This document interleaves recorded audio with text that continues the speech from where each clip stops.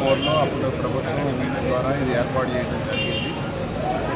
అయితే దాని పక్కనే పబ్లిక్ దీని గురించి మెట్లు ఏర్పాటు చేయడం కూడా జరిగింది. కిందకి పైకి వెళ్ళడానికి మెట్లు ఓవర్ పీరియడ్ దెబ్బతిని కాంక్రీట్ ఇదైపోవడం మేము ప్రభుత్వానికి కూడా చెప్పడం, గత 10 ఏళ్ళుగా ఇక్కడ నివసిస్తున్నటువంటి ప్రజలందరూ కూడా ఇది అప్పుడున్న టీఆర్ఎస్ ప్రభుత్వం దృష్టి కూడా తీసుకెళ్లారు.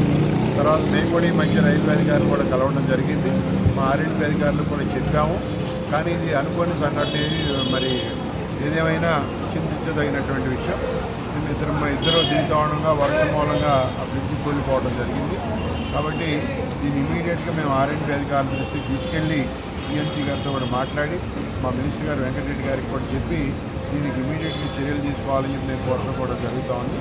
అయితే ఏదైతే పాపం వాళ్ళు దెబ్బతిన్నారో ఇమీడియట్గా ఇప్పుడున్న ప్రజలందరూ కూడా వాటిని ఇమీడియట్గా గాంధీ హాస్పిటల్ కూడా తరలించడం జరిగింది.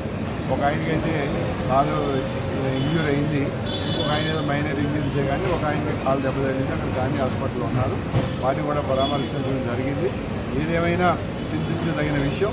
ప్రభుత్వ పరంగా ఇక్కడ ఏం చేయాలో నెక్స్ట్ ఇమీడియట్గా మరి ఈ బ్రిడ్జిని పునరుద్ధరించడం, అట్లాగే ఈ బ్రిడ్జి కూడా వైడింగ్ కావాలని చెప్పి కూడా మా ప్రజలంతా కోరుతూ ఉన్నారు.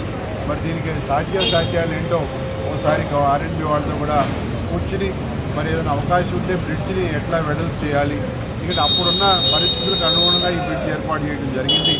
కానీ ప్రజా అవసరాలు పెరిగాయి, ట్రాఫిక్ పెరిగింది, పబ్లిక్ పెరిగారు. వాళ్ళ బాలానగర్ ఫతేనగర్ ఇది మెయిన్ రోడ్ అయింది మరి బోయినపల్లికి. కానీ కాబట్టి రోడ్డు ఈ బ్రిడ్జిని రైల్వే బ్రిడ్జిని వైండింగ్ కూడా చేయాల్సింది ఉంది.